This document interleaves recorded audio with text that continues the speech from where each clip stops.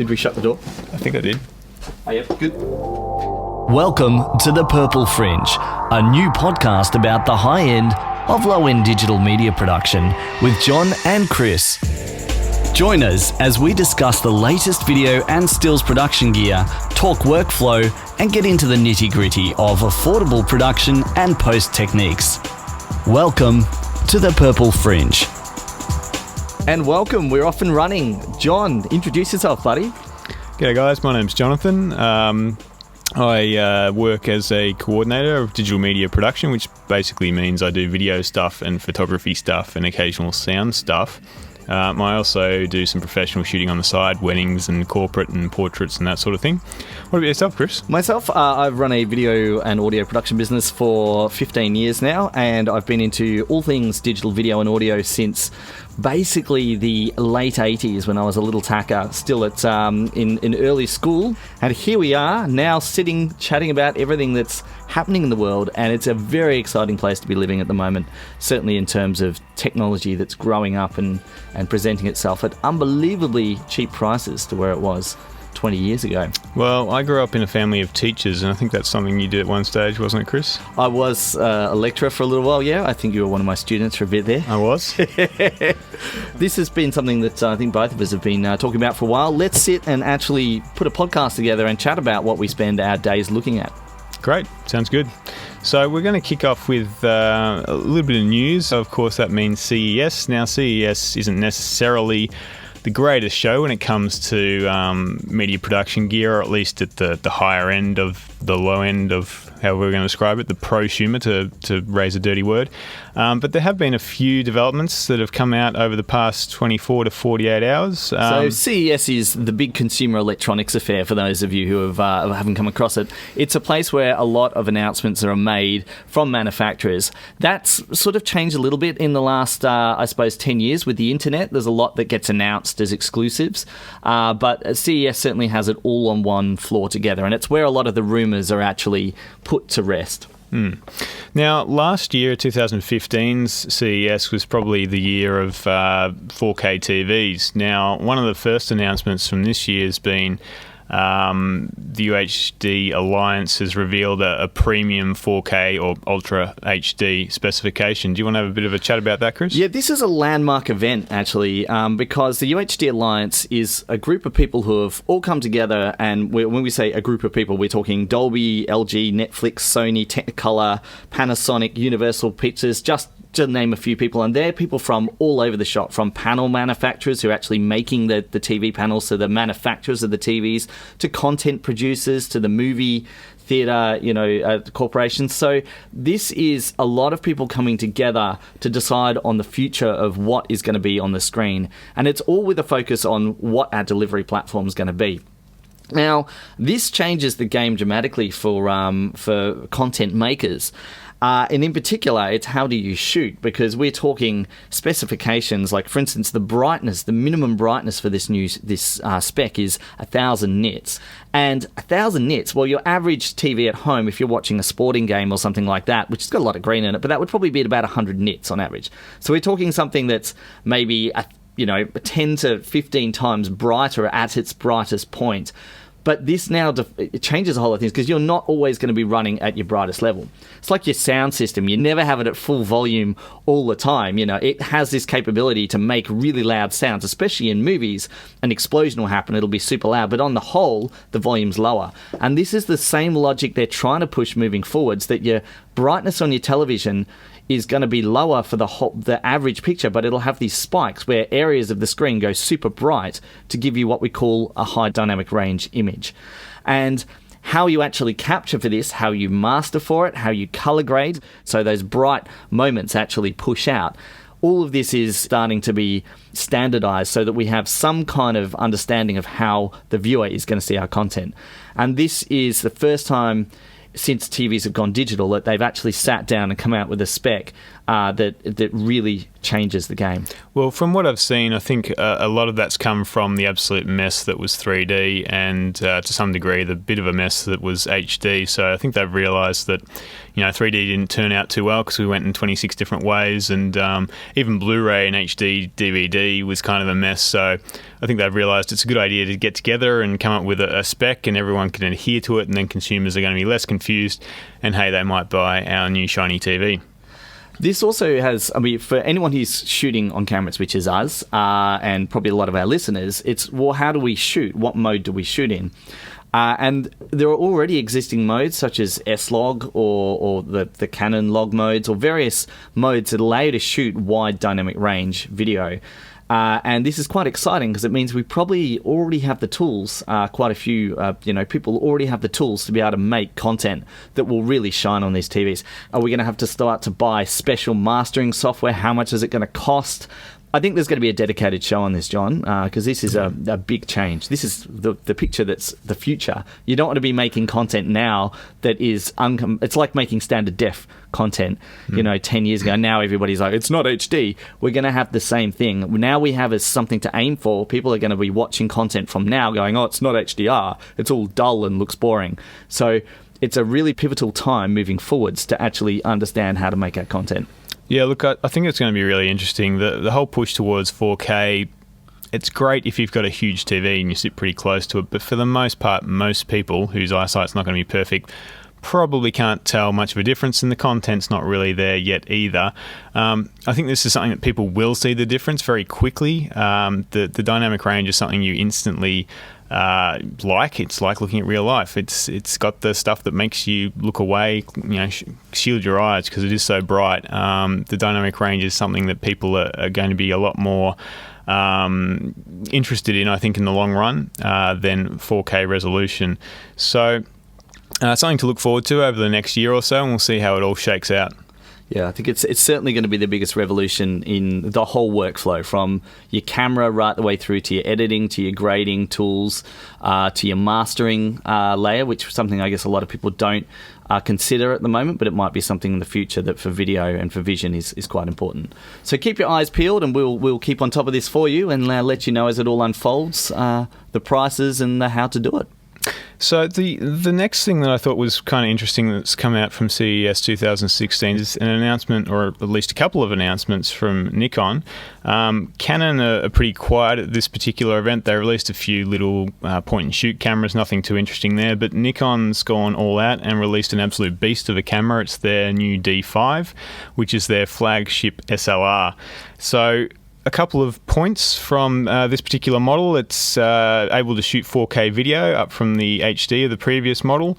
You've got built-in time-lapse mode and a ridiculous, let's be honest, ISO of basically 3 million, even more. Well, that's the extended ISO, which on the Nikons, they've always had these sort of high modes that you can go into. My experience of shooting Nikon for 12 years now is that once you hit those modes, you get limited options as far as nice, smooth images, but they're saying that you can go up to 100,000 and keep it clean.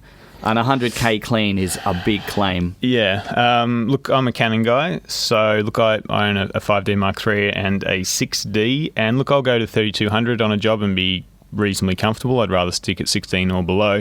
I'll go to 6400 if I absolutely had to. Anything after that, it looks like noisy, weird colour, not good stuff. So, if they could even get to 20-something thousand, 30-something thousand, that would be pretty amazing. And if they could get to 100,000, that'd be ridiculous. Also, with respect to the autofocus points, 153 with 99 cross-type points on this camera, which is just insane. At least coming from the Canon world, it's just insane. So, Canon, wake up, do something.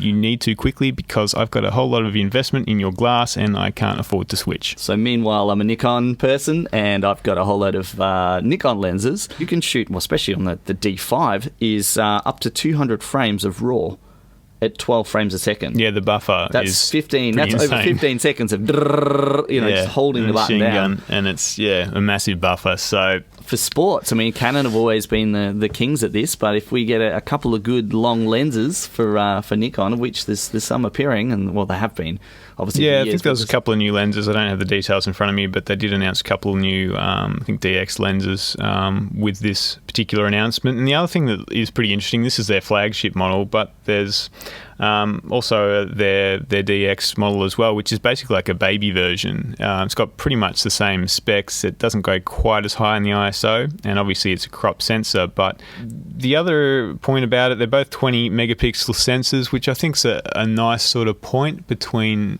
getting enough resolution and also getting enough light into the sensor. Interestingly enough, there's a couple of different versions of the camera, and when it comes to the recording formats, so the XQD cards, which I've never seen in real life. They're like a modern. I've actually played with them. They're cute. They're a modern update to compact flash. When I say I've never seen them in real life, I've seen them in stores and stuff, but I've never seen anyone actually use them. So I don't think they've taken off in quite the way that was expected with the D4, which used them. And because of that, I think it's because of that at least, they've got CF as an option, or dual CF as an option instead of that, if you want to go down that route. But the fascinating thing here is that, and maybe this is something we might see in the video camera world a little bit too, is that there's actually two physical models of camera. There isn't that you've got a slot for CF and a slot for the new CFast card. You're either one or the other. There's two physical models of camera. And as far as I know, you can't retrofit the cards from one to the other, like the card interface. So yeah, unlike my Canon, it can't make up its mind. It's got one CF and one SD, which does have its definite up points, but it's a little bit weird. Also got Wi-Fi, also got Ethernet, which I think is kind of cool. USB 3, which I'm curious to see what that means for tethered shooting, because I often shoot tethered, photo booths or just sort of studio, infinite white backdrop sort of stuff. And to be honest, transferring raw stuff with tethered shooting over USB 2 is a pain. It's slow. It's especially when you fire off a few frames quickly, you just got to sit there and wait for half a minute before you can actually see what's going on, especially if you've got a significant other or a parent or something with you and you're saying, yep, we'll be there in a minute. And for photo booths as well, obviously you shoot JPEG a lot of the time, but sometimes you want to shoot RAW as well. So I'm kind of curious to see how quickly the image will come from the camera and show up on your tethered screen. And USB 3 is something that has been a big talk of certainly CES, but just generally in the professional world recently. I mean, Apple have got their Thunderbolt. They've been, ramming it down everyone's throat, and that's good. I mean, it is a good step forwards, but it doesn't look to be what the PC world and the rest of the world is going to, invest in as far as an interface. And it looks like USB 3, especially Type C connector, which basically is a connector you can flip up and down. You just plug it in the hole and it goes. There's not a wrong way up or right way up. Yeah, for those familiar with Lightning on Apple's side of things, it's similar to that. In fact, Apple apparently had a bit of a hand in the background of USB Type-C. The other cool thing about USB Type-C, coming back to Thunderbolt, is that when implemented properly, it will do both. So finally, we'll have a connector which does everything, which we've only been waiting 40 odd years for. So if you have a Mac in the future, in theory, or a PC, you'll be able to plug something in that's Thunderbolt, and you'll be able to use it at Thunderbolt speeds, which should be, I don't know, probably about 60 gigabits per second by that stage, I'd say. Thunderbolt 3, and also if you just got a USB stick, you'll be able to plug that in via an adapter, of course, or newer USB sticks, you'll be able to plug those in and they'll work just as well. And with a cable, you should be able to have a cable that goes from one to the other. Yeah, and hubs, which isn't something adapters. You could do with FireWire. You couldn't actually go between FireWire and USB as a. Yes, doesn't matter how many times people ask me to do it. Yeah. Actually, I did find one day, just out of curiosity. It was for power. If you want, so you could. It was a FireWire to USB cable. I thought, what the bloody hell is this? It was for power, and it was a lie. Yeah, well, it did work for charging stuff. But now, just while we're on the front of USB 3, I will mention that this has led to some interesting storage options. Samsung, for instance, if you're looking at getting a travel drive that's really fast, they've released, or they're about to release, a series of SSD drives that are getting to the size where you can dump a sizable project or a backup straight onto it. We're talking 2 terabytes as a portable SSD, but using USB 3.1 means you're writing at half a gig a second. So if you've got a 20 gig project, let's say, or a 40 gig project you've been shooting all day long, and you've got, or maybe it might even be bigger, say 100 gig, you can copy that now within a couple of minutes or a few minutes instead of, an hour.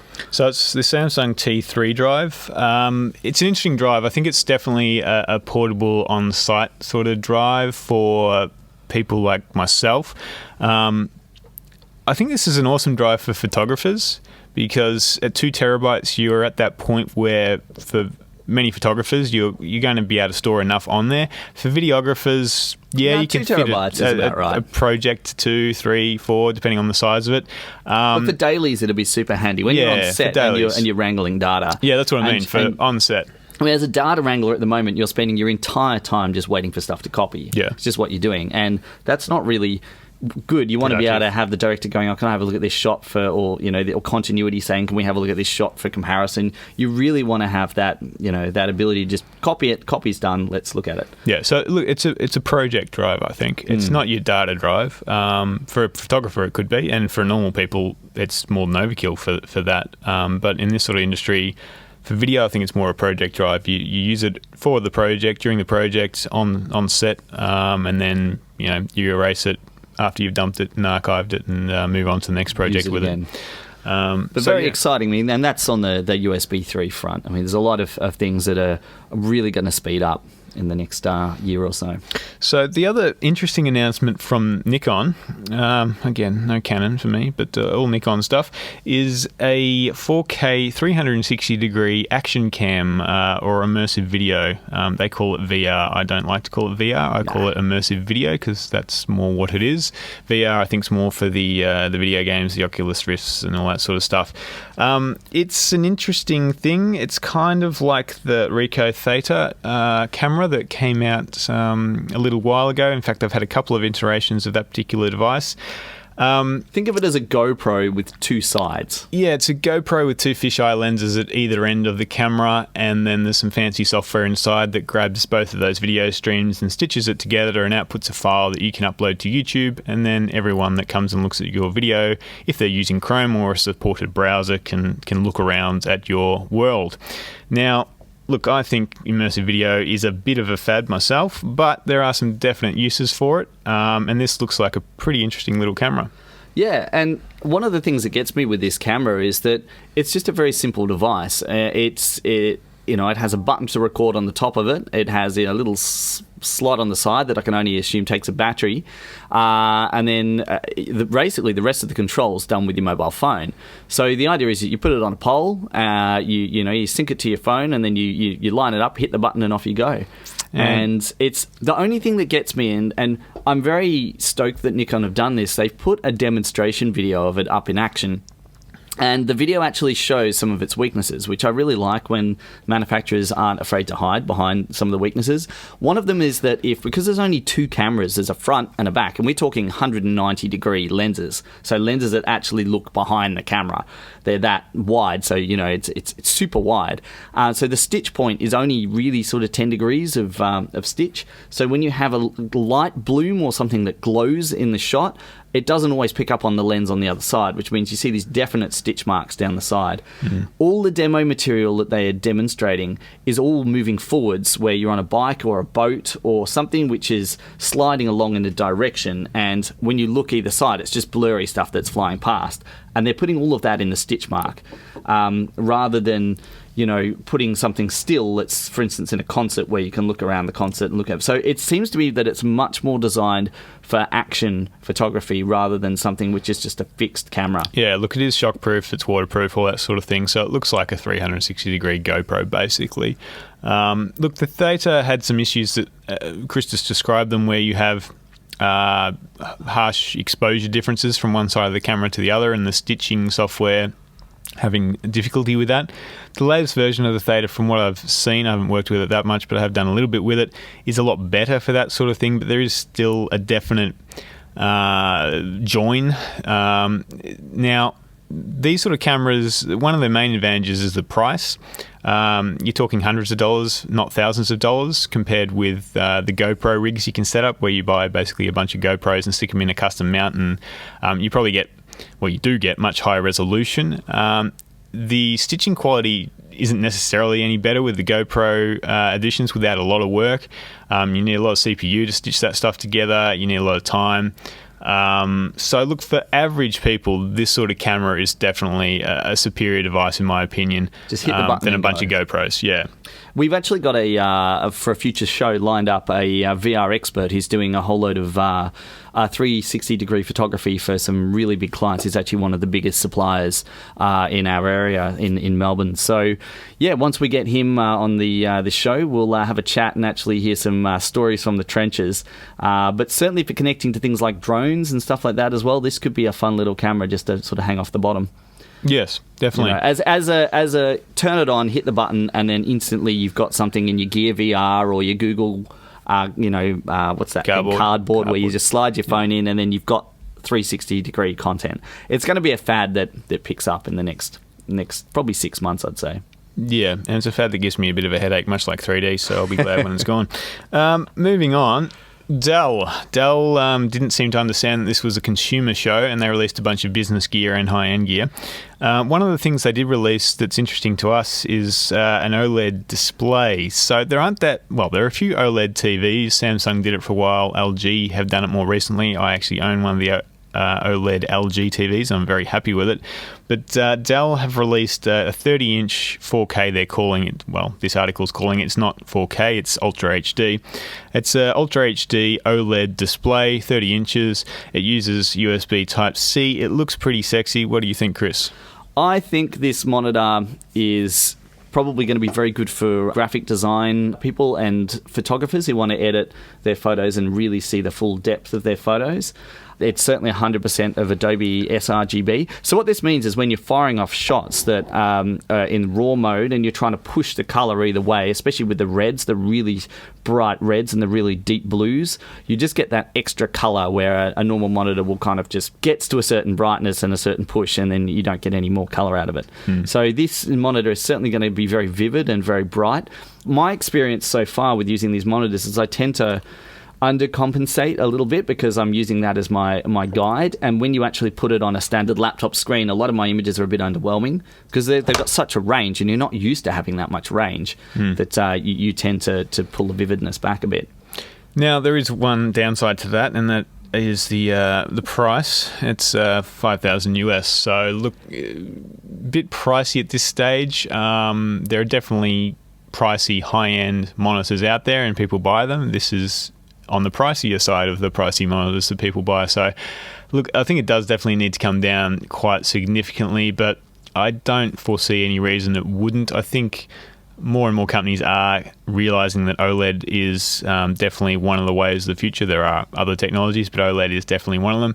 So it's definitely something that's going to come down in price very quickly. However, you are going to pay a premium at this stage for what is otherwise a very nice looking monitor. Yeah.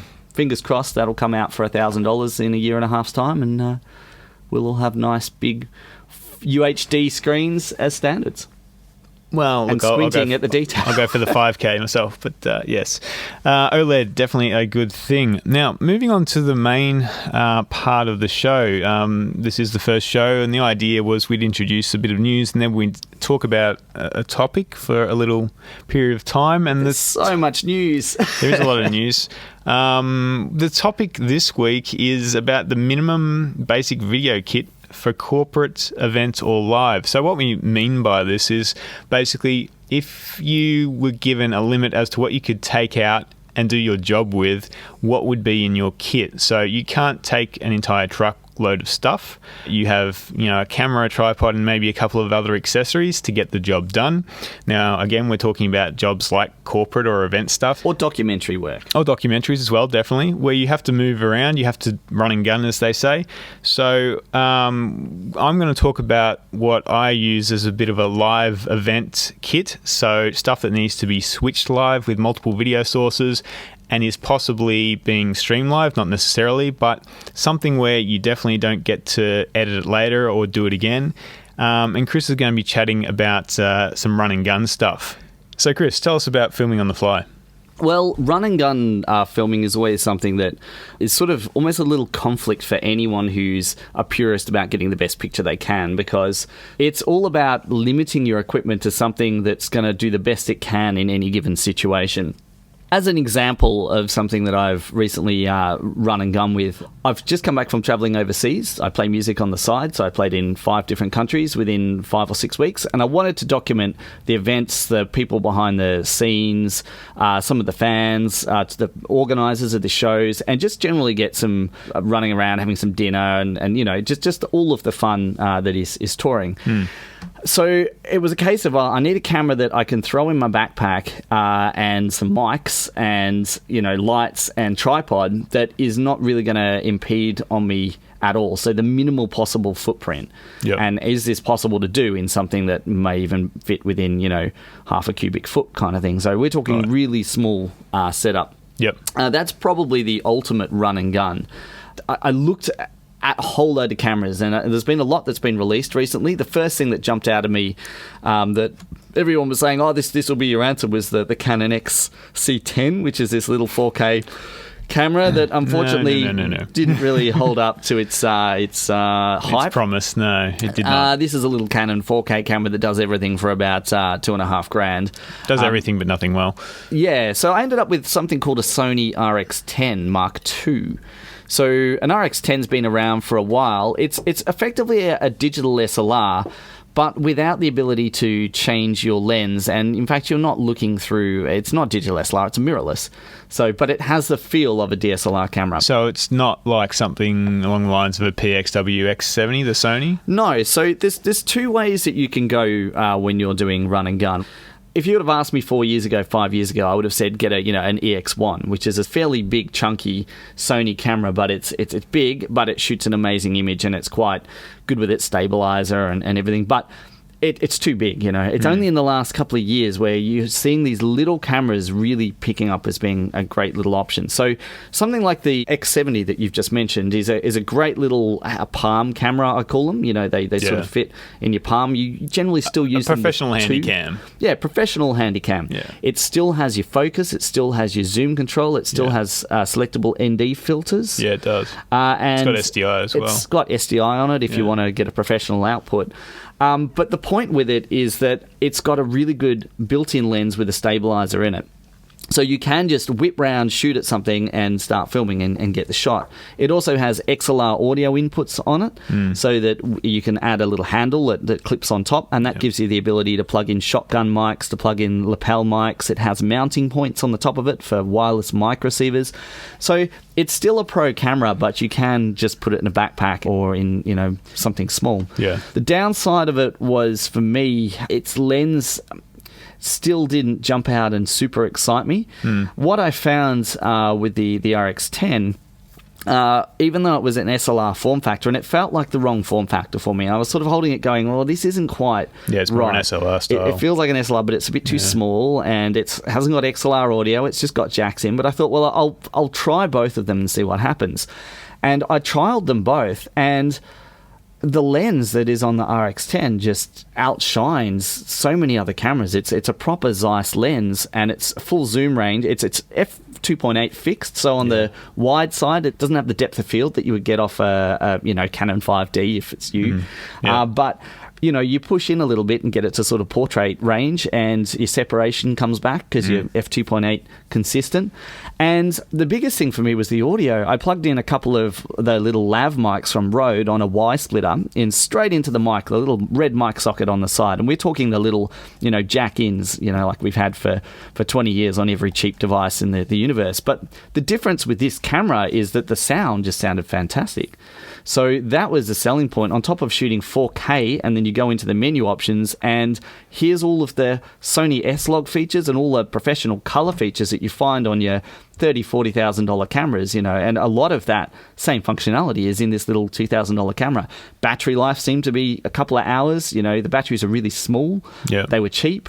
And so I decided I'm just going to jump in and get this. It had ND filters built into it. I mean, it just has everything built into it as a camera, and it was too good to be true. So I did what you shouldn't do, and I bought it.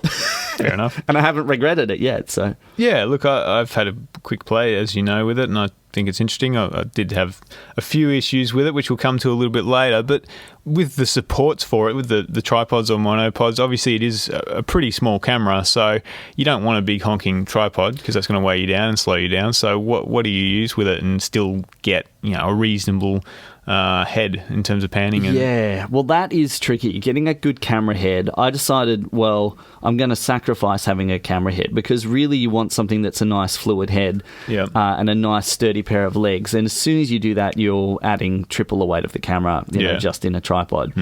I went for a Manfrotto. It's sort of one of these heads it's a ball head with a little lock on, but you can make it so it just goes in one axis. It was quite a cheap tripod, but I made the decision it's lightweight. Yeah, and I decided it's got that going for it.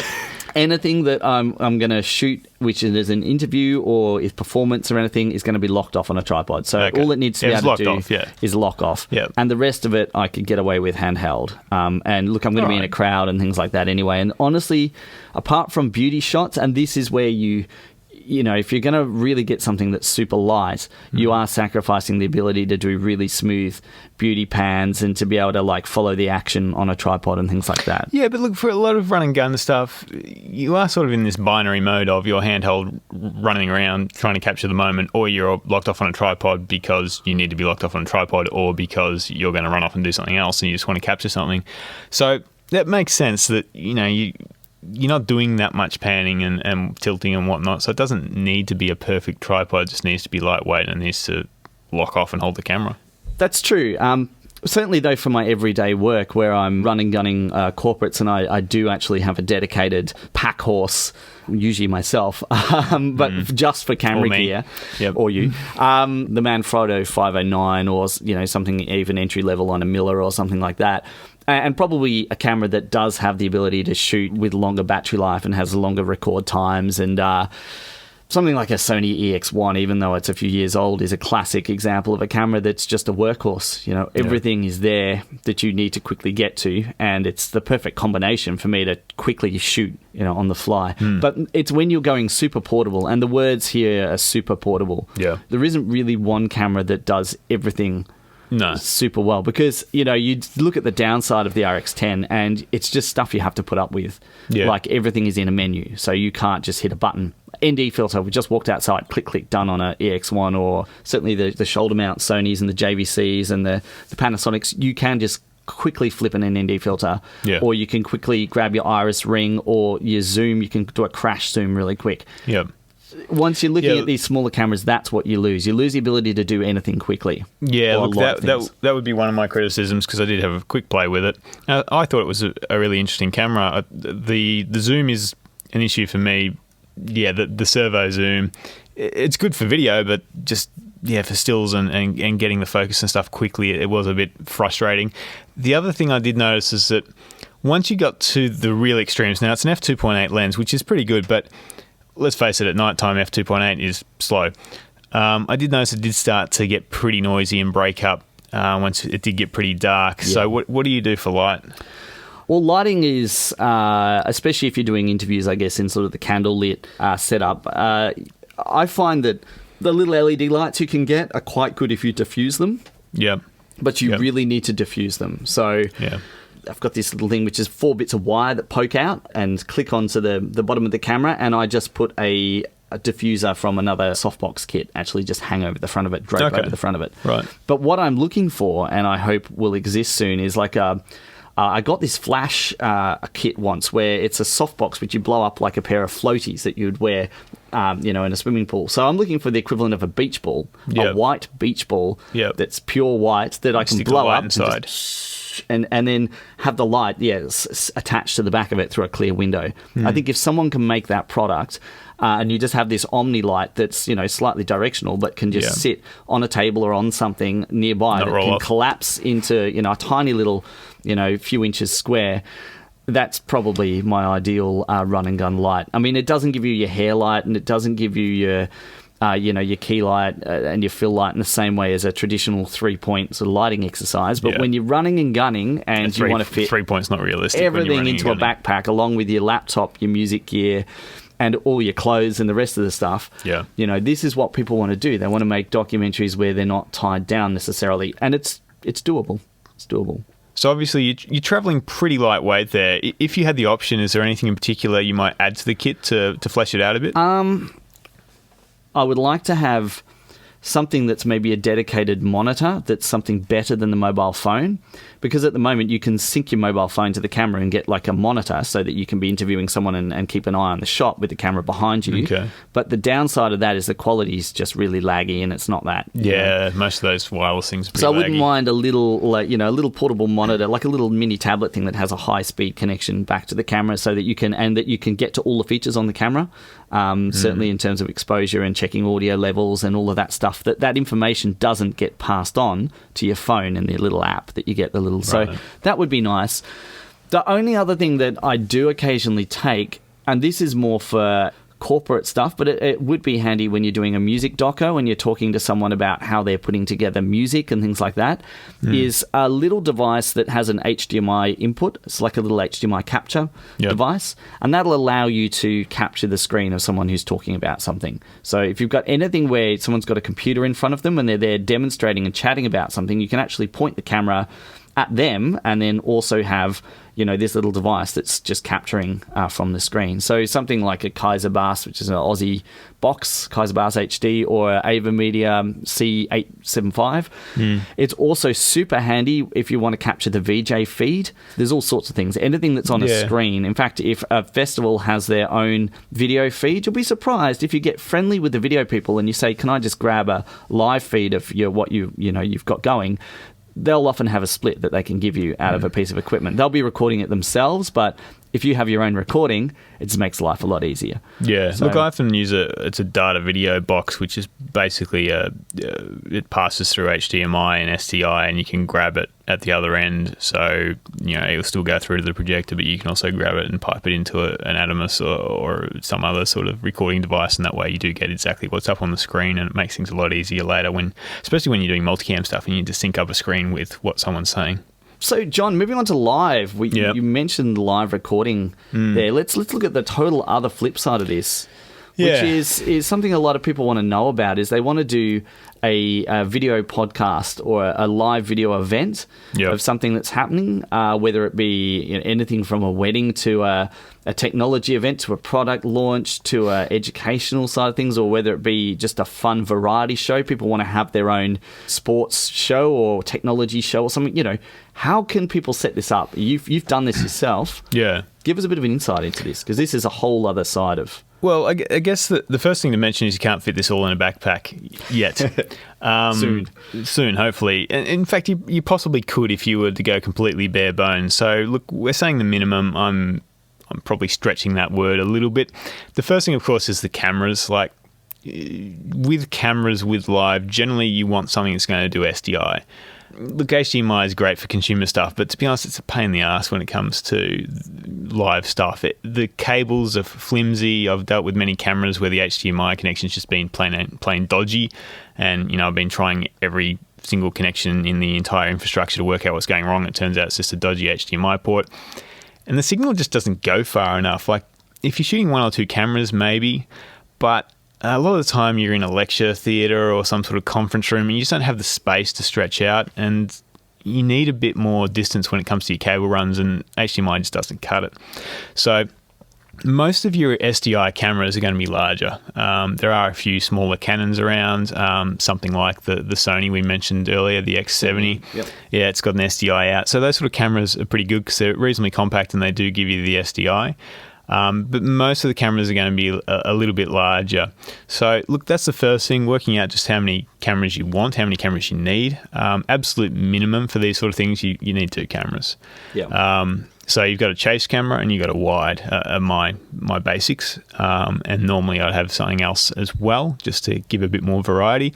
Occasionally you might have, sort of a 2-up camera. You might have an audience camera if there is an audience. Just to throw in that other shot that gives a bit of variety. You might throw a GoPro somewhere and run that via HDMI. Or some of the new Blackmagic cameras, they do little cameras with SDI now, they might be an option. But after you've got your cameras sorted out, the rest of the infrastructure for me goes something like this. To begin with, a Blackmagic ATEM. We've used the TV Studio in the past because it does do HDMI and SDI. It does definitely have its limitations, but basically what it is, it's a 1 RU or rack mount unit that you can plug in a video signal or a couple of video signals, and then you can connect it up to a computer and you can switch between those video signals. So this little unit that came out a few years ago. In fact, it was a student of mine that told me about it. He was using one of these for his local church about 3 months after it came out. And he mentioned it to me. He said, "Oh, have you seen this before?" I said, "No. What are you talking about?" He said, "It does all this and it's $1,000." And I said, "No, bullshit. It can't do that for $1,000. Not for $1,000, it can't." And this is a little bit like what the video toaster did with the Commodore Amiga back 30 years ago. That's a bit of history for you right there. But it's a typical example of a company coming along and going, well, there's a lot of people out there who want to actually do live broadcasts of content, but they can't pay, $7,000-8,000 for a switcher, and that's just the switcher without the rest of it. And that'd be a cheap one. Yeah. This unit has streaming capability and everything's right in the box, doesn't it? Well, it has the ability to output via USB to an H.264 file, and it's also got HDMI and SDI outputs that you can then do whatever you need to do with those. So that's, I guess, the heart of the setup. In addition to that, we've got a monitor, which happens to be a Blackmagic SmartView, the Duo, which is just basically a couple of monitors. You can also get the HD 17-inch version of that. You can also get the scope if you need scopes. Generally, for this sort of stuff, you don't need scopes, but it's nice to have occasionally. So these little screens are handy because you've got two screens in one little so you can have a multi-view and a program screen, which is definitely handy because they are pretty small screens, and if you were just using multi-view, you'd probably struggle a little bit. The nice thing about these screens is that they are rack mountable as well. So I've used plenty of Sony screens in the past, good old CRT ones, which were lovely, but they're heavy. They're big, they're heavy. You need power, blah blah blah. So this is what we use, and we stick all this stuff in a Gator case. So Gator are a company that make lots of things really, but they make these rack mount cases and they're cheap, and they do the job. So you can get 1 RU, 2 RU, 4 RU rack mount cases. They've got wheels on them. They're reasonably sturdy. They're not hard cases, the ones we use, but you can get hard cases as well. So we mount all this gear in one of these cases. The gear's pretty shallow, so you just chuck in a couple of power boards and all the cabling behind it, zip it all up and roll away. That's a trick. So you can just put all your accessories and things with it. In the back, which is possibly has its issues. If you knock it around too much, you might damage something on the back of these particular devices. But as long as you're careful for with us. it. That's an interesting thing. Because traditionally I know I was doing stuff at the Melbourne Cup, and Videocraft were great, who are a local crew who brought in all the gear, but it was just a truck full of gear, that we brought in. It was a minivan, but it was, it was a large minivan full of equipment that we loaded up, into the room. And it was a great setup. With a proper switcher and everything, but at the same time, it was just a lot of setup. Do you find you use just the laptop, or do you use the dedicated controller? I use the laptop. So tell us about these dedicated controllers, because there's this sort of old school and new school movement. I use a Blackmagic. We use a lot of Blackmagic stuff. We use a dedicated Blackmagic controller in one of the TV studios I look after, and it's great. It's been there for a few years. It's taken a fair bit of abuse, and it's still holding up pretty strong. But it's not portable. It is portable. You could technically move it, but compared with a laptop, it's not portable. Yeah, it's awkward. It's another thing to connect up. It's another thing to carry. It's another thing to deal with, which means that I use a laptop. Now, as soon as you do that, you need two laptops really, because you want a control / graphics laptop, and then you want a capture laptop or streaming laptop. So you need two laptops. So you can't really do this all on the same unit.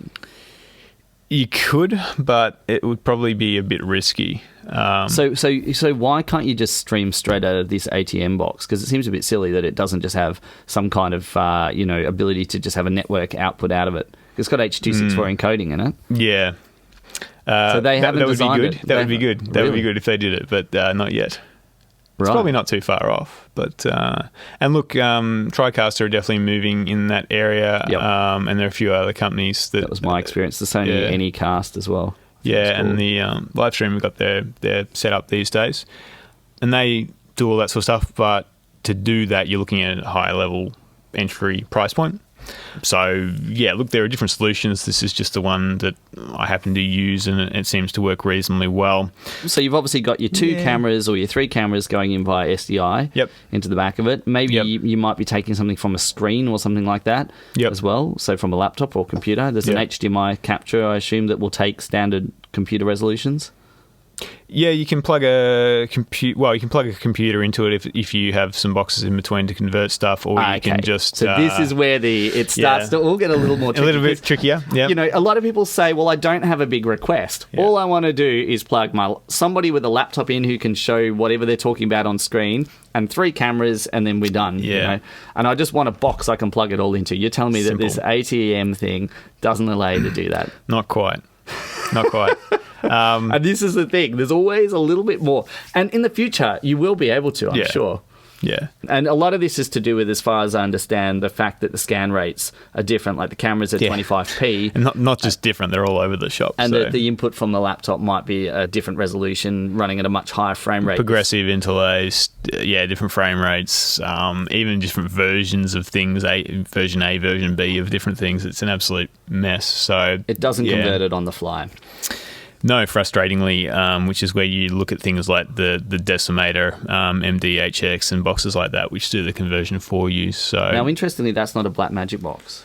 No, it's an Aussie company in Sydney, I think they are, who have a really cool logo and a really cool name and do some really cool products that are reasonably cheap. So. And that will convert a signal from a laptop that will then allow you to feed it into standard broadcast equipment. Well, something like that particular box, you've got HDMI and you've got SDI in, and you've got HDMI and you've got SDI out, and you can use it as a distribution amplifier, and you can use it as a scaler to a point. You can use it as a converter for frame rates, to interlace, to deinterlace, to all that sort of stuff. So it's sort of this little multi-function box that lets you get pictures split and into multiple devices at the right format. It's a fixer box. It's a fixer box. It's a shit has happened, how do we fix it box. So do you find then from this, you said you had 2 laptops, you've got So one of the laptops is purely a control, so you plug in Ethernet from the laptop into, and we often use MacBook Airs, which they're good because they're lightweight, but they're possibly not powerful enough, even if you spec them up with an i7 and all the RAM they can handle. Just as a control laptop? Oh, as a control, they're fine. As a streamer, they're perhaps not so good. As a control, as a graphics, they're fine. So you plug them in via Ethernet, and you get someone switching, and that's great. So this for those who haven't used it, the Blackmagic ATEM software basically mimics what you'd get in a piece of hardware. So you get the vision switcher, but in a software interface. And if you've got a touchscreen, you can kind of use it like a touchscreen version of the hardware interface. And in fact, in some instances, it's actually easier to set up keys and picture-in-picture and stuff like that. So that controls via Ethernet, and then the other laptop uses capture laptops. So we use an Ultra Shuttle Express, which is a Thunderbolt device, which you can use for HD capture or playback via SDI or HDMI. It also does breakout to analog formats. Found it to be a reasonably good little box. So it goes from the ATEM Blackmagic television studio through to that box, and then through to the laptop via Thunderbolt. So do you have everything mounted in the case together, or is this little Ultra Shuttle box something that just sits next to the laptop? It just sits next to the laptop. So you're starting to have a whole load of bits that are sitting around. Yeah. This is the thing with live stuff. You have bits around you, and I've not come up with a solution to that yet.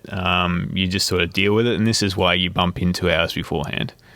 For streaming, we often go out to YouTube, and we use Wirecast Pro. For those unfamiliar with Wirecast Pro, it's a very nice, reasonably expensive piece of software. It enables you to stream out to lots of different services.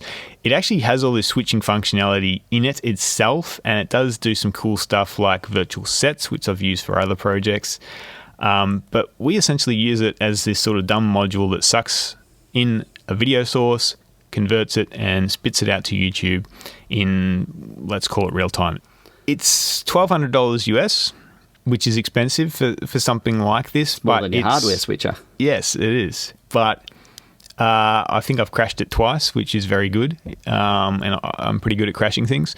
So, look, it's a very robust piece of software. The user interface could be a lot more intuitive, but it's a really good piece of software. There are cheaper versions if you just want to stream to YouTube. I think you pick it up for $300-$400 or something like that.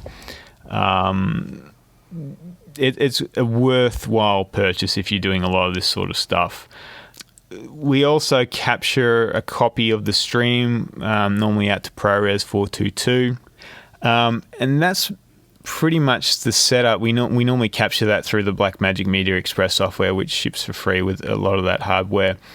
In terms of anything I might add to that, I might add a hardware recorder just in case, because you are putting a lot of stress. In fact, we're putting probably too much stress on a MacBook Air. Even with an i7, you're not going to go higher than 720p. Well, you'd almost be able to use the box I was talking about before, one of those little, Kaiser Bass HD, capture all-in-one capture units, because they're designed to capture from PlayStation 4s and things like that. Yeah. Granted, there'll be a bit of compression on the image, but... Yeah, we use the Atomos Samurai or the Ninja. How much are they?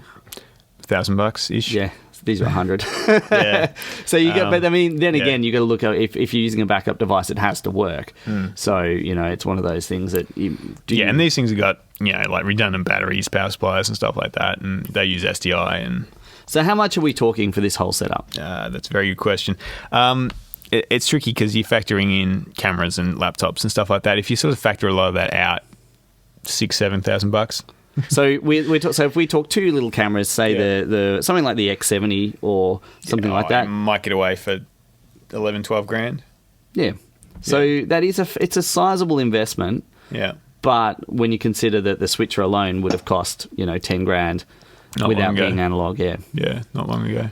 So look, as I say, there's definitely. I'm not saying this is a cheap way of doing things. It's definitely not a cheap way if you're just doing a podcast in your bedroom, but in terms of doing a live production, 10 grand is chicken feed in the grand scheme of things. So when you talk about a reasonable size corporate event that the company charges $30,000-$40,000 to do, an investment of $10,000 of equipment is pretty cheap.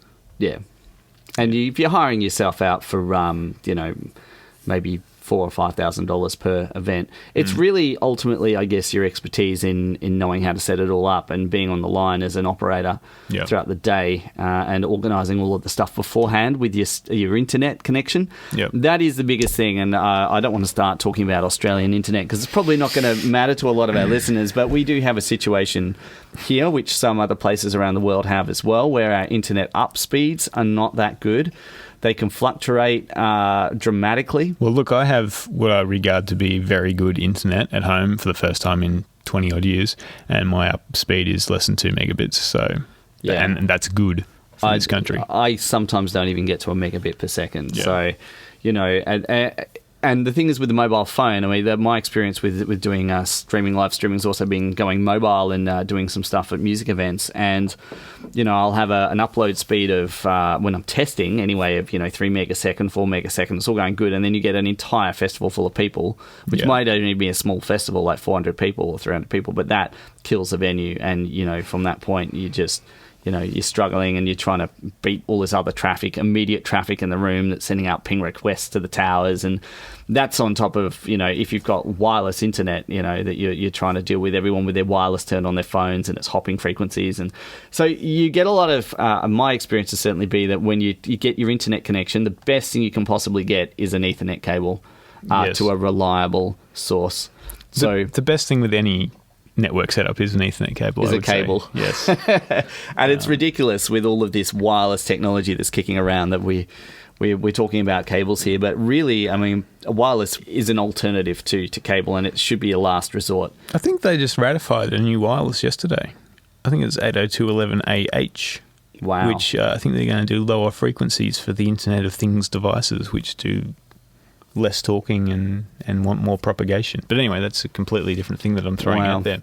It's a big, crazy world out there, but that's why we're here to talk about it. Yep. And throw some of it out there. So, well, that's my live deal, constantly being revised, but hey, it works for the most part at this stage, as long as you've got another warm body to help you, and if you don't, it's just a big sweaty mess, but you can still get it done. One person operating. It is a lot of work. It's, to switch, and that's not even talking about audio, because a lot of time with these events, you're dealing with possibly 1, 2, 3, 4, 5, 6, 7, 8 people. And you've got to think about miking them. And we use the Sony UWP D16 kits, which I found to be pretty good. But then you got to run them back to a mixer or something like the Zoom F8, if you're lucky to have one. And if you're a one-man band, to try and switch vision and mix audio and make sure your YouTube channel hasn't died from the internet dropping out, it's a stressful experience. And not to mention if you're also in charge of framing up your shots.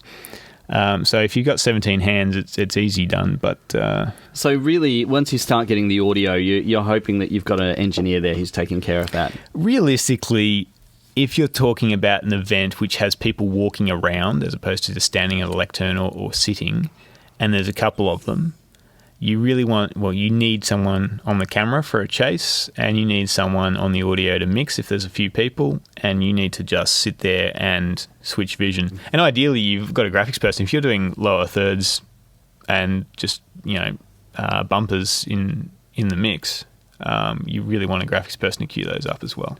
Yeah, and maybe a producer or someone who actually knows who everyone is. And a talkback system. But we're starting to blow the budget. It's one of those things we talk about minimum, and I guess this is what we've spoken about for the last however many minutes, approaching an hour, is what is the minimum you can get away with? And in truth, it really comes down to where you want to start compromising. Yeah. Absolute minimum would be a couple of cameras and some way to ingest those, switch between them, and spit it out to the internet. And how far do you reckon we are from not having these things like these ATEM things at all? Maybe USB-C, where you just plug cameras at a USB-C in straight into. If you're not too worried about quality and you don't need any fancy features, you're happy with templated stuff, a year or two, I reckon, before you start seeing that sort of thing. So it could be a time in history where we are actually hitting the point where we now have an interface into our computer that does do HD video with full quality and low latency. And we could get, so the equivalent of STI, for instance, we could have on a USB 3 cable. Yeah, I think so. And do you reckon we'll start seeing... Thunderbolt, maybe. And do you reckon we'll start seeing video cameras that have the option of a USB 3 output to give you a low latency record option? Well, you can already get them with Thunderbolt, so maybe not USB 3. Look, you'll probably get them. But if you want something that's a bit more robust, I think you're still sticking with Thunderbolt for the meantime, and whatever USB 4 brings, maybe. So the biggest thing is cable length that you're getting to here, I think. Well, yeah, cable length is just one of those things that there are no ways around it. Sometimes you just need a long cable, and the answer, I guess, is wireless. But if you look at pro-level wireless stuff, if you look at SDI wireless gear at the moment, you're looking at thousands of dollars for the Teradex, I think, is the one. That's a cheap option. And that's a cheap one, and that's a few grand. Yeah. So this dream of people, because a lot of the people I speak to who want to get into this will just go, well, can I just get the equivalent of 3 IP cameras, bang them all in, and then have a little joystick thing where I can move all the heads around on my computer and then hit a button to change between each one, and it's full HD? Yes, you will be able to do that reasonably soon. The TV studio I'm setting up at the moment, from the control room, I can do focus, I can do zoom, I can do iris, I can do color correction. I don't have motorized heads, so I can't pan and zoom them around. But, that's not far away. I was having a chat with a rep from Sydney who was talking about the swivel, which is a little device that sits on your desk. You wear a tracker around your neck. You stick your iPhone on the device and you walk around the room. The tracker acts as a microphone, and the panning head follows you and records you. So some sort of technology similar to that is already doable. So just integrating it into a system like this, I don't think is going to be all that difficult. Great. So a lot round the corner. Cool. And hopefully on the Purple Fringe in the future. Indeed. So wrapping up the show today, we got 2 final things before we bust the move. We're going to talk about Neat Denoiser, or Neat Video Denoiser. It's the solution to the problem where you've got your ISO cranked up so high that you're starting to get some pretty serious noise, or you've got your gain set to 18 dB or 24 dB or 36 dB or wherever you can push it these days. Or maybe you've got an older camera in your setup and that particular camera is just noisy and you're switching to it in your edit and you're suddenly seeing all of this really noisy footage. How do you deal with noisy footage? It's a big thing. Well, yes, it is definitely a big thing. And people, I have a lot of my students that deal with this all the time because, they're just learning and they've gone out and shot in low light because it looked cool and then they've brought it back and, oh my God, it's noisy as hell. How do you fix it? Well, you don't fix it, but you can improve it, perhaps. And Neat Video's plugin is something that I came across a few years ago. I played around with the demo and I bought it. So I did a corporate, it was an awards night, and we were using older cameras. We were using XD cam cameras from 2007, and they were reasonably noisy. It was an events night, so it wasn't the end of the world, but I did want to clean it up a little bit, and I was looking for a solution, and there are many of them out there. I think Red Giant has the Denoiser 2 plugin, which works reasonably well, but I think that was Windows only at the time. I don't know if they've got a Mac version yet, so I'm on a Mac. That wasn't going to help me. So the one I found was Neat Video, and I instantly emailed Chris and another mate of mine and said, check this out. This looks pretty good. Their website is possibly the worst website I've ever seen in my life. I love their website. It takes me right back to the 1990s. I love it. It is, it's an interesting website, but we don't care about that because it's about the software. It's about engineering. It's a functional they're website. Engineers that I've been dealing with this a lot lately. Programmers, they don't quite understand design necessarily, but these guys do a very good job with the actual programming of the software. It's zero marketing spin, all facts on how the software works, which is great. And Neat is a really simple little plugin, really. I mean, it's something which you install. It's one plugin that just pops up, and then from there you grab it and start using it. Throw it on your noisy footage and go from there. There is a little bit of manual intervention, though, from what I understand. Well, look, you can use it in an automatic mode, and to be honest, that works pretty well a lot of the time. But you can get into the guts of it and start to tweak things based on... for example, there might be more noise in a particular color channel, so you can go into the blue channel and actually look at the noise in the blue channel and build a profile based on the noise in the blue channel, and then mix it with the red and green and come up with sort of a recipe for your noise reduction. It gives you a lot of control there. It's pretty daunting at first, but the video tutorials are reasonably good. One of the nice things about the software is that it runs on basically everything, which I think is really impressive. So look, I use Final Cut, I use Premiere, I use a bit of DaVinci. It runs on all of those. And you're a weirdo, you use Edius. I use Edius, I use Premiere, I use Vegas, I use all sorts of things. So Virtual Dub, Magix Video Pro, and Pinnacle Studio. Good old Pinnacle Studio, hey? Yeah, exactly. Gee, that's going back. Yeah, so look, they're a software company that seems to be very agnostic about where their product ends up. They just care about putting out a decent product, and it is a decent product. It's about $100, I think. Well, that's what I paid for it. $100 for the Pro version. Yeah, it works pretty well. There is a little bit of smoothing. Gets a bit waxy. So, I know I've used it once, and they'd shut the lights right down, and it was just like candle lit. I mean, the person who'd shot it, I'd brightened it up for them, and they just saw the noise, and they're like, oh, no, we can't have that. I was like, well, if that's on someone's TV, we've got to brighten it up. Yeah. And so we dropped this plugin in, and it's amazing that it keeps the detail that it keeps. Like, it does a really good job, but it has this kind of ethereal, waxy sort of look to it a little bit. Yeah, I always find that you dial it back a bit. You set it up and you get it so you go, oh, yeah, that noise is gone, and then you just back it off. Pull it off just a little bit. And I don't want to sound like that's a big problem, because that is a problem for many of these sorts of plugins. This one has a little bit of that, but not too much. The final result, for the most part, is very good. The major criticism of this plugin, from my perspective, is speed. It's a bit slow. It's a bit slow.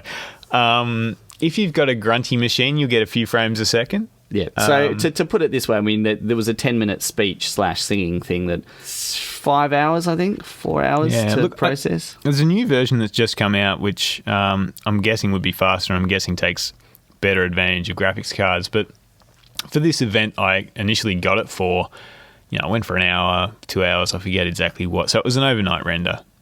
And it's the kind of thing that if you got it in your timeline, it's kind of a pain because you throw it on there and then you hit play and it starts to chug. So look, that is a downside of it, but it does what it says on the box. Now, the only downside is with a lot of modern cameras, and this is something that's worth pointing out, is a lot of the new Sonys and the Canons and the JVCs and Panasonics actually do noise reduction in camera. And how they're getting their super high ISOs is actually by doing some really clever 3D noise reduction on the fly. So sometimes with those cameras, you're not actually able to reduce the noise as much as you would think without losing your picture quality, because the noise reduction's actually already been done. Yeah. But yeah, it is good. If you've got something that's noisy and speckly, and it's mainly when there's a shot that's sitting with a whole load of other shots and you just notice it a lot more. It's okay. Noise is actually not a bad thing all the time. But if you've got a lot of shots mixed together and suddenly one's super noisy. Yeah. It's definitely noticeable. So look, if nothing else, check out this company just for their website. Yeah, neatvideo.com. So the last segment for today, before we wrap up, is a bit of an informal one. It's about alcohol. Yeah. We decided we'd do our drink of the episode. What are we drinking today? We're drinking Feral Hop Hog. Yes, something I picked up from the local bottle or bottle shop for international listeners before I arrived today. I haven't had this before. Chris has had it before. It's from Western Australia. Yeah, it's a 1.5. It's not cheap. It was $20 for a 4-pack, which is a reasonably expensive beer. That's up there with Moo Brew and some of the finer craft beers. It's fruity. It's definitely got a little bit of hops in it, but it's not overly hoppy. It's not like Hops Bazooka or any of those. It's a nice beer. $20, I think maybe it's probably pushing it. Certainly very easy to drink, and I could easily have that a few more times tonight, except for the fact we've run out. Yes, unfortunately. It does have a weird texture on the label. That's probably the most fascinating thing about this particular beer, and I know this is a visual cue, but the texture of the label is something it's almost like powdery. Yeah. It's very interesting to hold. Lightweight sandpaper. Well, thank you very much, Chris, for the first episode of the Purple Fringe. Yep, here we go. We'll hopefully have many more to go, plus a whole load of guests that can come in and do stuff over time. Yep. Feel free to give us any feedback. Leave it on our Facebook page or on our website. Yep. Or, you can send us an email, jonathan@thepurplefringe.com or chris@thepurplefringe.com. Email Jonathan. Yeah, fine. All right. I'll take a few days to respond. Indeed. John's a lot quicker than I am. All right, well, thanks, guys. We'll see you next time. Cheers.